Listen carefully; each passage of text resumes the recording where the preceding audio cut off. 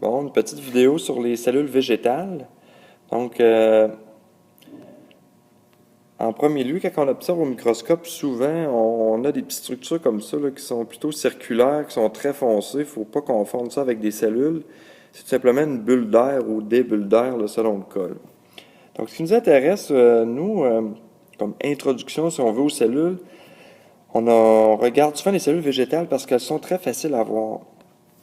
Donc, en premier lieu, c'est quoi une cellule? Là, ici, on en voit plusieurs, c'est pas juste une cellule. J'ai entouré en jaune euh, plusieurs cellules. Donc, chaque petite brique, si vous voulez, on dirait des espèces de briques empilées les unes sur les autres. Chaque brique représente une cellule. Donc, si on regarde maintenant les structures, la première structure qu'on va voir, ça dépend des livres, là, ça c'est un petit peu malheureux, mais les noms changent souvent d'un livre à l'autre. C'est ce qui entoure la cellule, en fait, c'est la paroi cellulosique ou membrane cellulosique. Donc, c'est une paroi qui est très dure.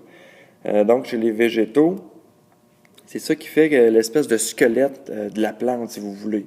Donc, plus c'est dur, plus la plante va être dure et coriace. Donc, entre autres, si on pense à un arbre, les bois francs, par exemple, la membrane cellulosique est très dure, ce qui fait que le bois, si vous voulez, est dur. Ensuite, on retrouve plusieurs noyaux, là, c'est les petits points bruns que vous voyez un petit peu partout.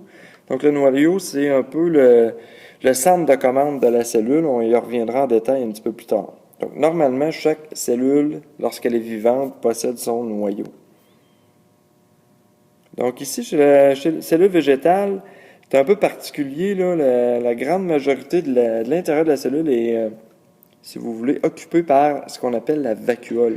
La vacuole, c'est une réserve, si vous voulez, de certaines substances. Il y a des déchets aussi souvent là-dedans.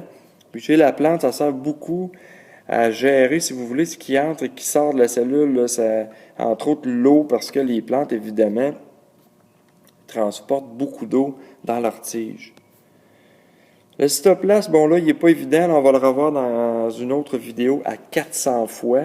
Ici, on est grossi environ 100 fois.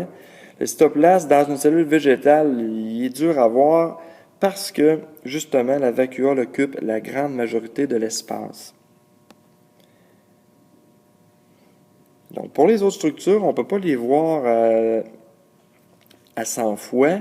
C'est très difficile. Donc, je vous invite à consulter l'autre vidéo, cellule végétale, à 400 fois.